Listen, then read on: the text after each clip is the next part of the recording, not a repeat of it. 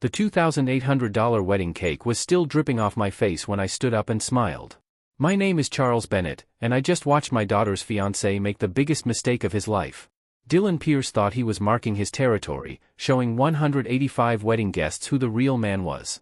What he didn't know was that I had quietly paid for every single vendor at this $220,000 wedding. And unlike Dylan, when I make a decision, I don't make it in anger. I make it in boardrooms with contracts and with consequences he never saw coming. I didn't yell. I didn't swing. I simply pulled out my phone and started making very polite, very professional phone calls. If you're watching this, please subscribe and let me know where you're watching from. This story gets better and worse depending on how you look at it. But to understand how we got here, you need to know about the 8-year war I never wanted to fight. And the moment I finally stopped trying to win my daughter's love and started requiring her respect. It started 8 years ago when Sophia and I divorced. Not because of another woman or another man, just because we had grown into different people who wanted different lives. Abigail was 19 then, angry, confused, and her mother made sure she knew exactly who to blame. Your father chose his business over his family, Sophia would say, which wasn't true. But truth and perception aren't the same thing when you're a hurt teenager. I tried to prove my love the way I knew how. Money. College tuition at Emory University. $60,000 per year for 4 years. I paid every penny. Monthly allowance after graduation, $4,500 every month for 3 years running. The Audi Q7 she drives, $67,000, still making payments. Her downtown Atlanta apartment, $3,200 monthly rent, my name on the lease. But here's what I learned about buying love. It doesn't work. It just teaches people that your wallet is more valuable than your presence. 2 weeks ago, Abigail called me about the wedding. Daddy, I need to talk to you about something important. For one stupid moment, I thought she wanted my blessing. Maybe even wanted me to walk her down the aisle. Dylan and I have been discussing the wedding arrangements, she said. We think it would be better if you didn't have an official role. What do you mean? You can still come as a guest, but Harrison is going to walk me down the aisle. Harrison, Sophia's new husband, the cardiac surgeon who married my ex-wife 2 years ago. Abigail, I'm your father. Harrison's been more of a father to me lately than you have. The words hit like a physical blow, but what came next was worse. Also, we need you to transfer the wedding funds directly to Dylan's account. We want to handle the vendor payments ourselves. I had already committed to paying for the wedding, $220,000. Everything from the venue deposit to the honeymoon suite. But something in her tone made me pause. Why do you want control of the payments? It's just easier that way, Daddy. Less complicated. Less complicated. Right. I agreed, but I didn't transfer anything. Instead, I kept all the vendor contracts in my name. Every single one. From Riverside Oaks Plantation venue to premier events wedding planning. You see, in 30 years of business, I've learned that whoever controls the money controls the outcome. I had no idea they were planning to phase me out entirely after the wedding. That revelation came 3 days ago, completely by accident. I was dropping off Abigail's final dress payment at the bridal shop when my phone died. I asked to borrow the store phone to call my driver. That's when I heard Dylan's voice from the back room. He was on his phone speaking loud enough for the whole shop to hear. Don't worry, baby. After Saturday, we won't have to deal with him anymore. Your dad served his purpose. Now he can just fade into the background where he belongs. But what if he causes problems? Abigail's voice. What's he going to do? He's already paid for everything. Once we're married, we'll gradually stop taking his calls. Maybe see him on holidays if we're feeling generous. I just feel a little guilty. Don't. He chose business over family. Remember? Now we're choosing our future over his feelings. I stood there holding an $8,500 dress, listening to my daughter agree to erase me from her life. But I didn't say anything. I just paid the bill and left. Because here's the thing about quiet power. It's not about what you say in the moment. It's about what you do when the moment is right. And Saturday was going to be very, very right. The plan was elegant in its cruelty. Over the next 2 days, I pieced it together through overheard conversations, social media posts, and a few carefully placed questions. Dylan had researched my net worth before he ever asked Abigail out. Bennett Maritime Group handles 40% of Southeast shipping contracts.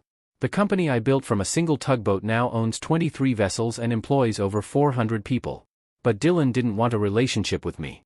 He wanted my money and then my absence. The wedding was their coming-out party, their announcement to Atlanta society that they had arrived. My role was to pay for their entrance and then disappear. Abigail had even changed her social media to emphasize choosing family that chooses you back. Her bio read, "Blessed to have Harrison as my real dad and Dylan as my future." 47 comments. All hearts and congratulations. Zero mention of me. If I let this wedding proceed as planned, I'd be teaching Abigail that disrespect pays dividends. That she could take my money while publicly humiliating me. But it wasn't really about the money. It was about what I'd lose if I stayed silent. My relationship with Abigail was already over. They had made that clear. My reputation in Savannah was next. Word travels fast in business circles. If a man can't command respect from his own family, why should anyone else respect him? But most importantly, I'd lose myself. The man who built a company from nothing doesn't get pushed around by his daughter's boyfriend. The father who loved enough to sacrifice doesn't deserve to be treated like an embarrassment. I had 3 days to decide. Enable or educate. Wednesday morning, I made my choice. I called my attorney, Hugh Morrison. We've worked together for 15 years. He knows my business better than most. "Hugh, I need you to review some contracts for me. Wedding vendors." "How did you know?" "James, I've been waiting for this call." "What do you want to do?" "I want to understand my options legally, cleanly. Send me the paperwork. I'll have an analysis by tomorrow." Thursday afternoon, Hugh's report arrived. 3 pages of legal precision. Every vendor contract included a cancellation clause with my signature as primary guarantor. Every payment was structured as a deposit, not a final settlement. Every agreement included a 48-hour withdrawal provision. Hugh had written in his summary, "You're not obligated to fund disrespect. These are commercial transactions, not charity." But I wanted more than legal protection. I wanted evidence. Friday evening, I drove to Riverside Oaks for the rehearsal dinner. I wasn't invited, but the venue manager, Patricia Wells, knew me personally. We had done business before. "Mr. Bennett, what brings you by?" "Just wanted to make sure everything was ready for Saturday." Patricia nodded, but I noticed something in her expression. Nervousness. "Is there a problem?"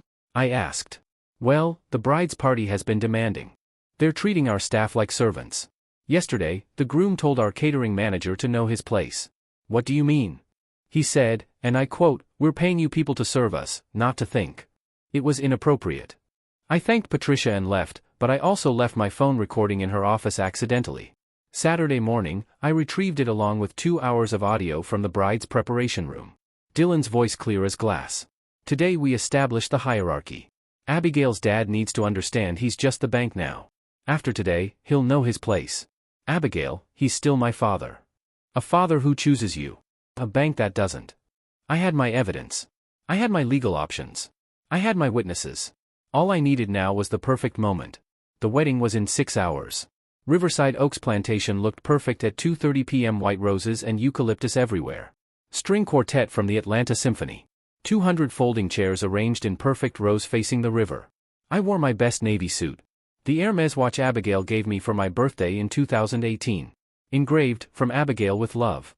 I sat in the 3rd row behind family friends, behind Sophia's coworkers, behind people who barely knew Abigail. Dylan's parents occupied the entire front row on the right. His groomsmen filled the 2nd row.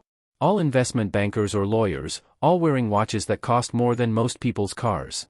On Abigail's side, the front row belonged to Harrison and Sophia. My ex-wife looked beautiful in champagne silk.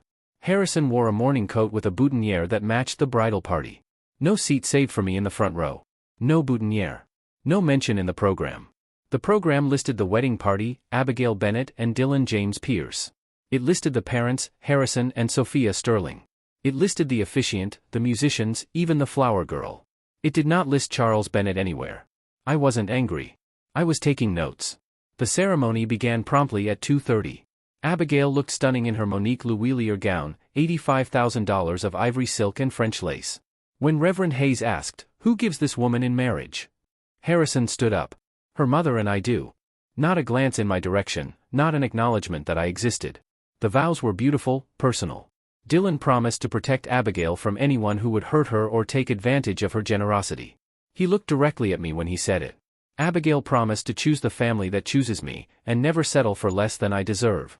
She looked at Harrison, then at Sophia, then at Dylan, never at me. After they exchanged rings, I watched 185 guests congratulate the happy couple. I watched Dylan's investment banking friends shake his hand and compliment his good choices. I watched Sophia hug Abigail like she had accomplished something remarkable. Still, no one spoke to me. At 3:15, the reception began. Cocktails on the plantation veranda, view of Clickwat at $385 per bottle. Shrimp and grits. Pimento cheese crostini. Southern elegance at its finest.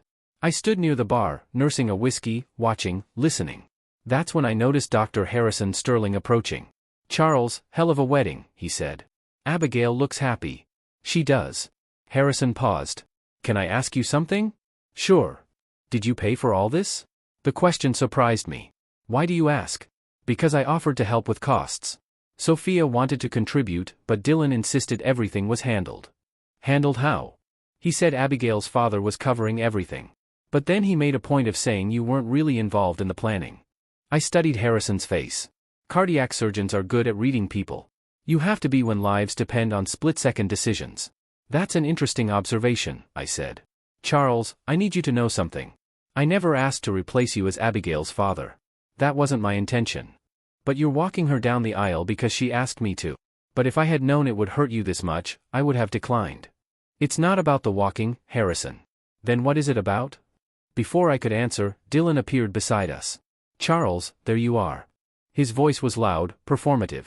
"Thanks for coming. Really means a lot." He didn't extend his hand. Didn't make eye contact. Just delivered the line like a politician working a crowd. "Dylan," I replied, "listen, I've been meaning to talk to you about something." Dylan moved closer. "After Abigail and I get back from our honeymoon, we should discuss boundaries." "Boundaries?" "Well, Abigail is a married woman now. She needs space to build her own family. I'm sure you understand." Harrison was watching this conversation with increasing interest.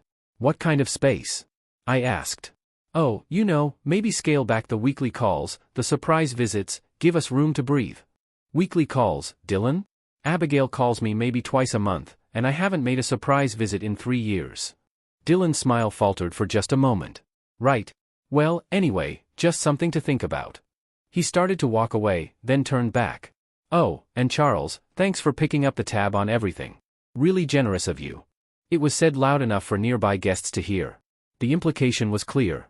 I was the wallet, not the father. Harrison's expression darkened. "Dylan, that was unnecessary." "Was it?" "Charles seems to enjoy playing the provider role." That's when I realized Dylan was testing me, seeing how far he could push before I broke. I smiled. "Dylan, you're absolutely right. I do enjoy providing for Abigail. Always have." "Great. Then we understand each other." "Perfectly." Dylan walked away satisfied that he had established dominance. Harrison remained beside me. "That was interesting," he said quietly. "How so?" "He's baiting you in front of witnesses." "Why would he do that unless he wanted a reaction?" I looked at Harrison with new appreciation. The man was perceptive. "Maybe he thinks he's already won," I said. "Has he?" I checked my watch. 3:47 p.m. Ask me again in 30 minutes. The photographer called everyone to gather around the cake at 4:15 p.m. For tiers of fondant perfection with edible gold accents custom designed by Savannah's premier pastry artist. $2,800 of sugar and art. But as guests formed a semicircle around the dessert table, I noticed something interesting happening behind the scenes. Patricia Wells, the venue manager, kept glancing at me. Not casual looks, worried glances. When our eyes met, she quickly looked away. Then I saw her speaking quietly with the catering manager, David Chen. Both of them kept stealing glances in my direction. That's when Marcus Thompson, the head of security, approached Patricia. I watched their brief conversation from across the veranda. Marcus nodded toward me. Patricia shook her head. Marcus insisted. Finally, Patricia walked over. "Mr. Bennett, could I speak with you privately for a moment?" "Of course." We stepped away from the crowd. "Sir, I need to ask you something and I apologize if it's inappropriate." "Go ahead." "Are you the Charles Bennett who owns 40% of Hospitality Holdings Group?" Hospitality Holdings was the parent company that owned Riverside Oaks. I had invested 5 years ago when they were expanding their venue portfolio. "I am." Patricia's face went pale. "Oh my God, sir. I am so sorry. We had no idea you were an owner." "Why would you?" "It's not relevant today." "But sir, if we had known, we would have the seating arrangements, the special accommodations." I held up my hand. "Patricia, you've done nothing wrong. Today, I'm just Abigail's father. Nothing more." "But the bride's party, some of their requests, the way they've been speaking to our staff." "What kind of requests?" Patricia hesitated. "Mr. Pierce has been very demanding. Yesterday he told our catering manager that service people should be grateful for the opportunity to work events like this. I see. And this morning he complained that our chairs weren't positioned perfectly. He said, and I'm quoting, "For what we're paying, everything should be flawless." The irony was beautiful. Dylan was throwing around weight that wasn't his, money that wasn't his, authority that definitely wasn't his. "Patricia, how long have you worked here?" 12 years, sir." "And in 12 years, how many weddings have you coordinated?" "Over 400. "Have you ever had a groom speak to your staff that way?" "Never, sir. Not once." I nodded. "Continue providing excellent service. Nothing changes because of this conversation." "Yes, sir. But, Mr. Bennett, if there's anything you need." "Actually, there might be." I pulled out my phone and opened the voice recorder app. "If anything unusual happens during the next hour, would you mind documenting it just in case there are questions later?" Patricia understood immediately. "Of course, sir." As we returned to the group, I noticed other changes in the staff's behavior. The bartender, who had been casual and friendly all day, suddenly stood straighter when he saw me. The photographer's assistant stopped what she was doing and whispered something to the lead photographer. The string quartet's first violinist nodded respectfully in my direction. Word was spreading. The staff now knew that one of the venue's owners was present, and it wasn't Dylan Pierce. But the most interesting reaction came from an unexpected source. Sophia. I watched her speaking with Dr. Harrison Sterling near the gift table. She kept glancing at me, then at the venue staff, then back at me. Finally, she approached. "Charles, Patricia Wells just told Harrison something interesting." I waited. "She said you're a part owner of this venue. 40% stakeholder. You never mentioned that. You never asked. But that means what? You could have hosted Abigail's wedding anywhere. Any venue in the Southeast, but you chose here?" "I chose here because Abigail fell in love with it. When she was 16, we drove past during a venue tour for your sister's anniversary party. Abigail said it looked like something from a fairy tale." Sophia was quiet for a long moment. "You remember that?" "I remember everything about Abigail, including the things she's forgotten." "Charles, I need to tell you something." But before Sophia could continue, Dylan's voice boomed across the veranda. "Ladies and gentlemen, it's time to cut the cake." The crowd gathered around the dessert table. Phones came out. The photographer positioned herself for the perfect shot. Abigail picked up the crystal cake knife. Dylan placed his hand over hers. "Make a wish, baby," he said loudly enough for everyone to hear. Abigail closed her eyes. Made her wish. Opened them with a smile. Then Dylan leaned close to her ear and whispered something that made her giggle. The photographer snapped photos as they prepared to make the first cut. That's when Dylan saw me standing in the crowd. Our eyes met across the circle of guests, and I watched his expression change from joy to something else entirely, something that looked like opportunity. "Wait," Dylan called out, stopping the cake cutting. "Before we do this, I want to say something." The crowd quieted. Phones remained raised. Everyone expected a sweet speech about love and gratitude. Dylan looked directly at me. "Abigail and I want to thank everyone who made this day possible. Our families, our friends, and especially those who contributed financially to make our dreams come true." He paused for effect. "Abigail's father, Charles, has been very generous with his checkbook. Very generous indeed." A few uncomfortable chuckles from the crowd. The phrasing was awkward, almost mocking.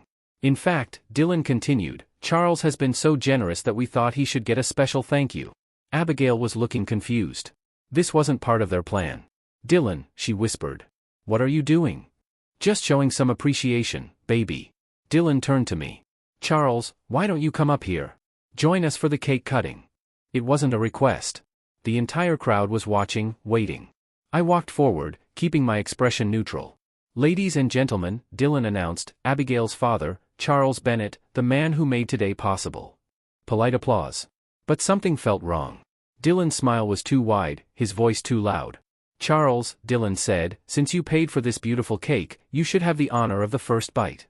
He picked up a piece of cake that Abigail had just cut. A generous slice with white fondant and gold accents. "Open wide," Dylan said. I opened my mouth, expecting him to offer me a bite. Instead, Dylan grabbed the back of my head and shoved my face directly into the cake. Hard. The impact was sudden and brutal. Fondant and frosting exploded across my face. Cake filled my mouth and nose. The force of it sent me stumbling backward. The crowd gasped. Someone screamed. Phones were recording everything. I stood there for a moment, cake dripping from my hair, frosting in my eyes, trying to process what had just happened. Dylan was laughing. Actually laughing. There you go, Charles. Hope it was worth $2,800. The silence that followed was deafening. Abigail stood frozen, her hand still holding the cake knife. Sophia had gone completely white. Dr. Harrison Sterling had his phone out recording, but Dylan wasn't finished. What's wrong, everyone? Can't the old man take a joke? He turned to me. Come on, Charles. Smile. You're on camera. I wiped cake from my eyes slowly, deliberately. When I could see clearly, I looked around the circle of guests. 185 people watching me, waiting to see how I would respond. Some looked horrified, some looked embarrassed. A few were still recording, but all of them were witnessing the moment Dylan Pierce revealed exactly who he was. Dylan, Abigail finally found her voice. Why did you do that? Relax, baby. Your dad doesn't mind, do you, Charles? He was still smiling, still performing for the crowd. That's when I realized what this was really about. Dylan hadn't acted in anger. This was calculated, premeditated. He wanted to humiliate me publicly, establish dominance, show everyone, especially Abigail, who held the real power in this family. He wanted me to lose my temper, yell, make a scene, prove that I was the problem. Instead, I smiled. Dylan, I said calmly. That was very thoughtful. The confusion on his face was immediate. I mean it, I continued, wiping frosting from my cheek. You just showed everyone exactly who you are. I turned to Abigail. Sweetheart, you look beautiful. The dress is perfect. Then I looked at Sophia. The venue is everything you hoped for. I nodded to Dr. Harrison Sterling. Thank you for being here. Finally, I turned back to Dylan. And Dylan, thank you for making this so easy. Making what easy? He asked. I pulled out my phone. The decision I've been struggling with all week. Dylan's smile was beginning to fade. You see, Dylan, I've been wondering whether I should continue funding this family's lifestyle. The monthly allowances, the rent payments, the car notes, all of it. Abigail's face went pale. Daddy, what are you talking about? I'm talking about respect, sweetheart. And consequences. I scrolled through my phone contacts until I found the first number I needed. Dylan, you just made a very expensive mistake. What the hell are you talking about? I pressed dial. Patricia, this is Charles Bennett. Could you please come to the cake table? We have a situation. Patricia appeared within seconds, clearly having witnessed the entire incident. Mr. Bennett, are you all right? I'm fine, Patricia, but I need to discuss some contract modifications. Dylan was starting to look nervous. Contract modifications? What contracts? I ignored him and spoke to Patricia. As a venue owner, I'm concerned about the hostile behavior we've just witnessed. This creates liability issues. Venue owner? Abigail's voice was barely a whisper. Daddy, what is she talking about? Patricia answered before I could. Your father owns 40% of this venue, honey. The crowd erupted in murmurs. Sophia looked stunned. Charles, you never said. There's a lot I never said, I replied. But I'm about to say it all. Dylan finally understood that something was going very wrong. Now wait just a minute, he said. You can't what, Dylan? Make business decisions about my own investments. I turned to face the crowd of guests. Ladies and gentlemen, I apologize for the disruption, but I need to make some phone calls, business calls, about vendor contracts and payment authorizations. The silence was absolute. Abigail grabbed my arm. Daddy, please don't do anything crazy. I looked at my daughter, beautiful, desperate, finally understanding that actions have consequences. Sweetheart, crazy would be continuing to fund my own humiliation. I gently removed her hand from my arm. Dylan wanted to show everyone who holds the power in this family. I raised my phone. Let's find out if he was right. The first call was to Premier Events Atlanta. Jennifer, this is Charles Bennett. I need to discuss the Abigail Bennett wedding contract. Yes, today's event. I'm invoking the 48-hour cancellation clause. No, there hasn't been a breach. I am the primary guarantor and I'm withdrawing authorization. Yes, I understand the implications. The crowd watched in stunned silence as I put the phone on speaker. Jennifer's voice crackled through. Mr. Bennett, that would terminate our services immediately. The coordination, the timeline management, all vendor liaison. Understood.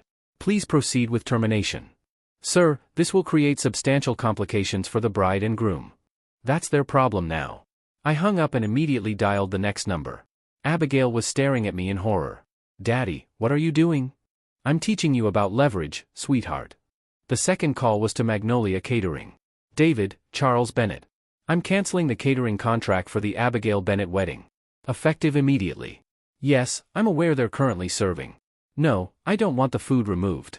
Just stop all future service and begin cleanup. Dylan stepped forward, his face flushed. You can't do this. This is our wedding. Actually, Dylan, this is my wedding. I paid for it. I contracted for it. My name is on every single vendor agreement. I showed him my phone screen. See this email chain? 47 messages between me and the wedding planner. Not one message from you or Abigail. Dr. Harrison Sterling was recording everything with his phone. His medical training had kicked in. Document everything for later analysis. The third call was to Harmony Strings. Margaret, Charles Bennett. I need you to pack up. Yes, immediately. I understand your mid-performance. Please finish your current piece and then leave. The string quartet, hearing their dismissal through my speakerphone, began playing their final notes. Sophia finally found her voice. Charles, this is insane. You can't destroy Abigail's wedding day. I'm not destroying anything, Sophia. I'm simply withdrawing my financial support. But the guests are witnessing exactly what Dylan wanted them to see. A demonstration of power. Dylan was becoming desperate. Look, maybe we got off on the wrong foot. We can work this out. Dylan, you shoved my face into a $2,800 cake in front of 185 people. You called me a checkbook to my face. You humiliated me at my daughter's wedding. I dialed the fourth number. Charles Bennett at Bennett Maritime. I need you to contact our legal department. Yes. Regarding the Abigail Bennett wedding vendors, I'm exercising cancellation clauses on all contracts immediately. While I was speaking, Patricia Wells approached with two other venue staff members. Mr. Bennett, she said quietly, we need to discuss the reception timeline. Without catering and entertainment, we have significant logistical issues. I understand. How quickly can you transition to venue-only access? 20 minutes. But sir, what about the guests? I looked around at the crowd. 185 people in formal attire, holding cocktails, watching a wedding implode in real time. The guests are welcome to stay and enjoy the grounds, but the reception is over. Abigail finally exploded. You're ruining everything. This is my wedding day. No, Abigail. This was your wedding day. Past tense. I can't believe you're being this petty. Petty? I wiped the remaining cake frosting from my face. Dylan assaulted me in front of your entire social circle. He publicly humiliated the man who paid for every detail of this event. And you think my response is petty? It was just a prank. A prank? Dr. Harrison Sterling stepped forward. Abigail, I watched your fiancé grab your father's head and forcibly shove it into a cake. That's not a prank. That's assault. Dylan spun around to face Harrison. Stay out of this, old man. Excuse me. You heard me. This is family business. Harrison smiled coldly. Dylan, I've been a cardiac surgeon for 30 years. I've seen every kind of human behavior under stress. What I just watched wasn't stress. It was cruelty. Sophia was crying now. Charles, please think about Abigail. I have been thinking about Abigail for 8 years. I've thought about her every time I signed a check, every time I transferred money, every time I tried to buy my way back into her affection. The fifth call was to Reynolds Photography. Susan, Charles Bennett. I'm terminating the photography contract for the Abigail Bennett wedding. Yes, today's event. I need all memory cards and digital files destroyed. No, not transferred. Destroyed. Daddy, no. Abigail's voice cracked. Those are our wedding photos. These are photos of an event I funded that ended with me being publicly assaulted. Dylan was starting to panic. We'll pay you back every penny. With what money, Dylan? You're an investment banker earning $90,000 a year. This wedding cost $220,000. The crowd gasped. Several people began whispering about the amount. You couldn't pay for this reception if you worked for 3 years without spending a single dollar on anything else. I dialed the sixth number. Riverside Oaks Catering Office. This is Charles Bennett. I'm canceling all remaining food and beverage service. The bride and groom will need to make alternative arrangements. Within minutes, catering staff began removing serving plates and packing equipment. The photographer was already disconnecting her lighting equipment. The string quartet had packed their instruments and left. One by one, the vendors were disappearing. Abigail looked around desperately. Someone has to be able to fix this. Patricia Wells approached with a clipboard. Miss Bennett, without vendor services, we can only provide basic venue access. No catering, no coordination, no photography services. And we'll have the reception anyway. With what food, what music? What coordination? That's when Dr. Harrison Sterling surprised everyone. Patricia, what would basic reception service cost? Just venue access and minimal staffing. Patricia checked her clipboard. For the remaining 3 hours, $8,000. Harrison pulled out his wallet. I'll cover it. The crowd murmured in surprise. Dylan looked confused. Why would you do that? Harrison looked at him with disgust. Because unlike you, I understand the difference between being a man and being a bully. He turned to me. Charles, I can't undo what happened today, but I can make sure Abigail has some version of her wedding reception. I studied Harrison for a long moment. The man had integrity. He was trying to clean up a mess he didn't create. That's very generous, Harrison. It's the right thing to do. Abigail was sobbing now. Daddy, please. I'm sorry. I'm so sorry. For the first time all day, she sounded like the little girl I remembered. But sorry wasn't enough anymore. Abigail, I love you. I will always love you. But love without respect is just enabling. I turned to address the crowd of guests. Ladies and gentlemen, the reception will continue under Dr. Sterling's sponsorship. Please enjoy yourselves. Then I looked at Dylan one final time. Dylan, you wanted to establish who holds the power in this family. I gestured around at the chaos he had created. Congratulations, you succeeded. I walked toward the parking area, leaving behind the most expensive lesson I had ever taught. I didn't leave immediately. Instead, I sat in my car and watched the aftermath unfold through the windshield. Dr. Harrison Sterling was coordinating with Patricia Wells, trying to salvage some version of a reception. Sophia was consoling Abigail, who was still crying.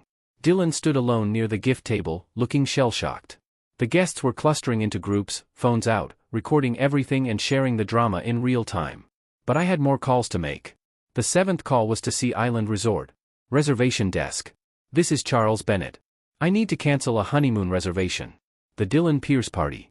Yes, the oceanfront suite package effective immediately. I could hear the reservation agent typing. Mr. Bennett, that's a 5-night stay valued at $9,250. The cancellation fee is 50%. Understood. Please proceed. Sir, should I notify the guests? That won't be necessary. They'll figure it out when they arrive tomorrow. Dylan would discover the cancelled honeymoon when he tried to check in. Another surprise gift. The 8th call was to BMW of Savannah. Service Department. This is Charles Bennett. I'm calling about the Abigail Bennett account. Yes, the Q7. I'm withdrawing financial responsibility. Effective immediately. No, she'll need to arrange her own financing. Abigail's car payment was $847 per month. Let's see how she handles that on her marketing coordinator salary of $3,200 a month. The 9th call was to Riverside Properties Property Management. Charles Bennett. I'm terminating the lease guarantee for apartment 4B at Riverside Commons. The Abigail Bennett lease. 60 days notice as per the agreement. Abigail's downtown apartment rent was $3,200 monthly. Without my guarantee, she would need to find a co-signer or move. Through the windshield, I watched Dylan approach Dr. Harrison Sterling. Their conversation looked heated. Dylan was gesturing aggressively. Harrison remained calm, but firm. The 10th call was to my bank. Personal banking. This is Charles Bennett, account holder. I need to cancel all automatic transfers to Abigail Bennett's account. The monthly allowance transfers, yes, all $4,500 per month. Effective immediately. My phone buzzed with a text from Abigail. Daddy, please call me. We need to talk. I ignored it. The 11th call was to my attorney. Hugh.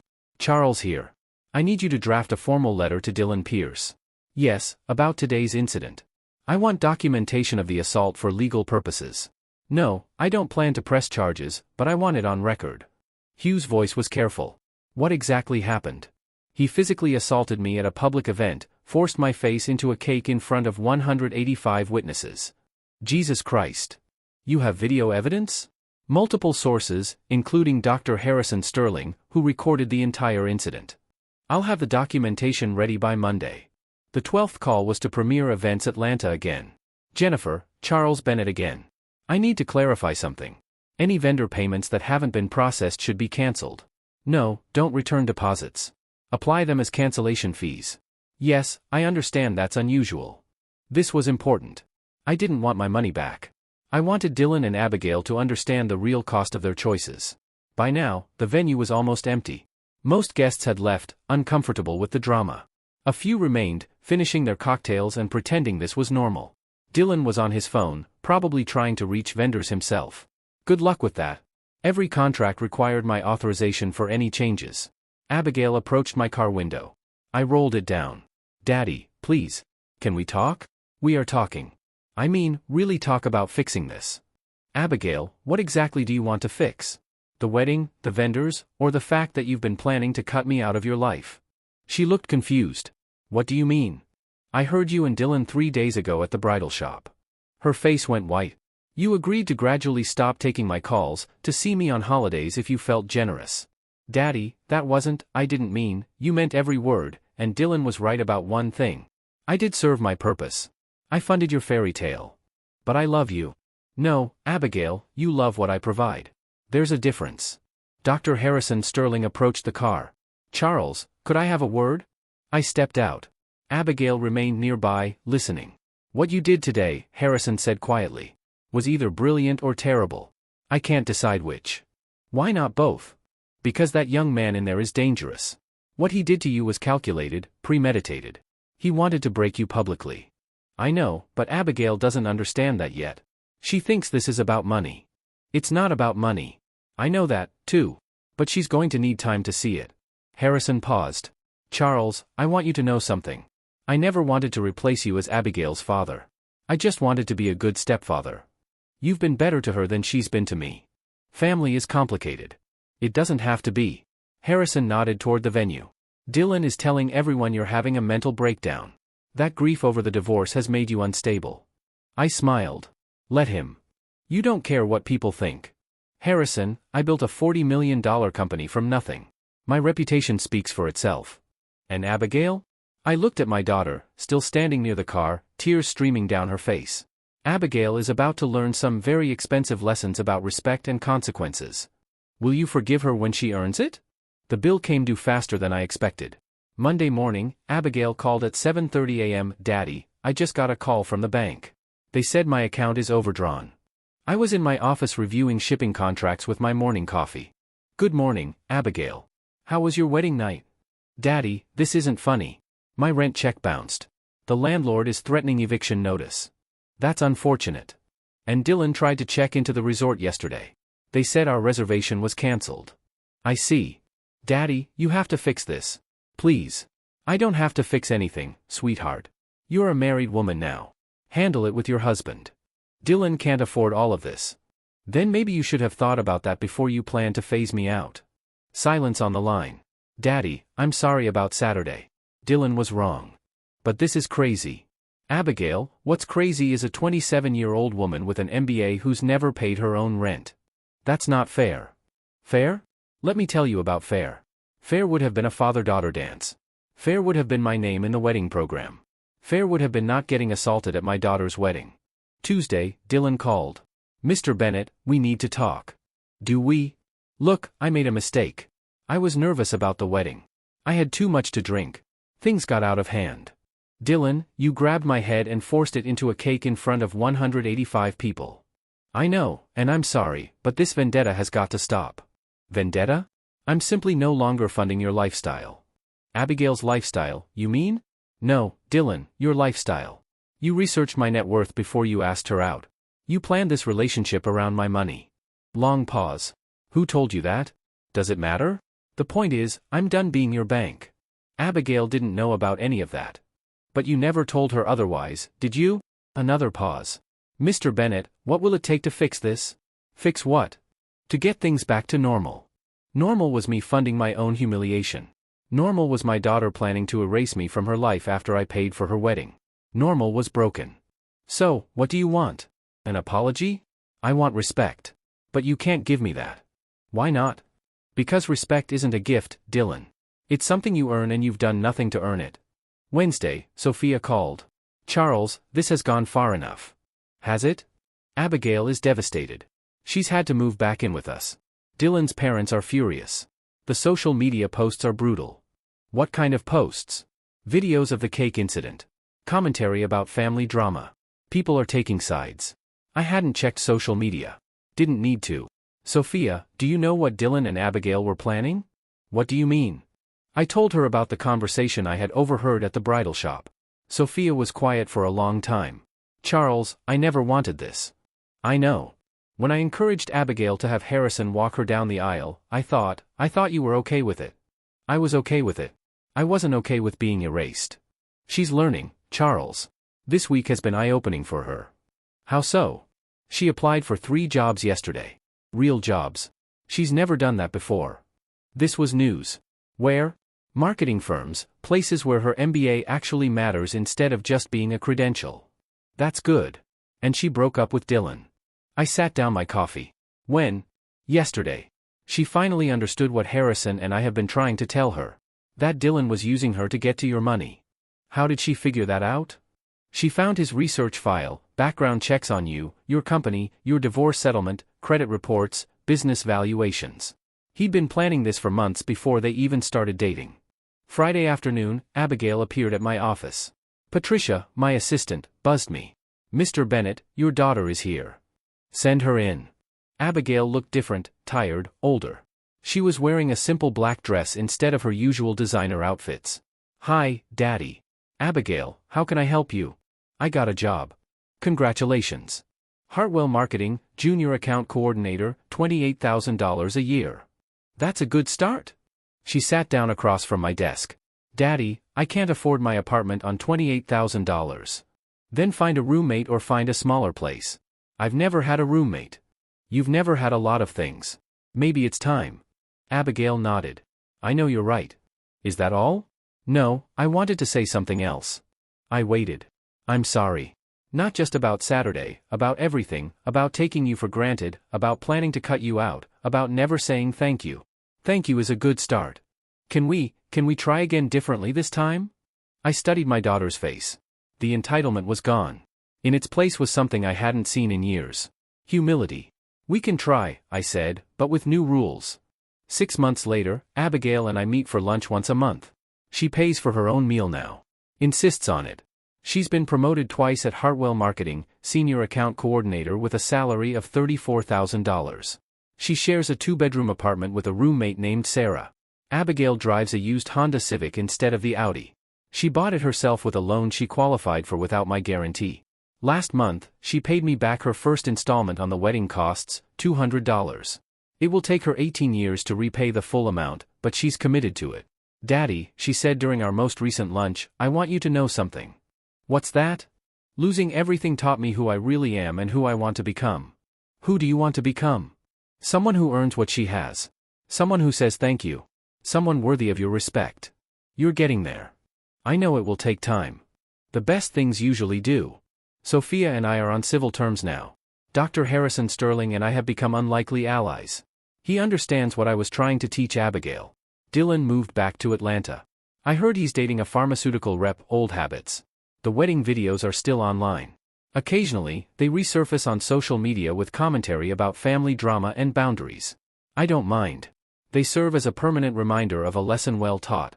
People ask me if I regret what I did that day. The answer is no. Unconditional love created an entitled daughter and attracted a predatory son-in-law. Conditional love, love with boundaries and expectations, is creating a woman I can be proud of. Abigail is learning to fish instead of expecting to be fed. She's discovering her own strength instead of relying on my wallet. She's earning respect instead of demanding it. Last week, she sent me a card. Not for Father's Day or my birthday, just because. Thank you for loving me enough to let me fall, it said. And for believing I could get back up. I keep it on my desk next to a photo of us from her college graduation back when she still thought money and love were the same thing back before she learned they're not. If you're dealing with family members who mistake your generosity for weakness, remember this. Boundaries aren't cruelty, they're clarity. Love without respect isn't love at all.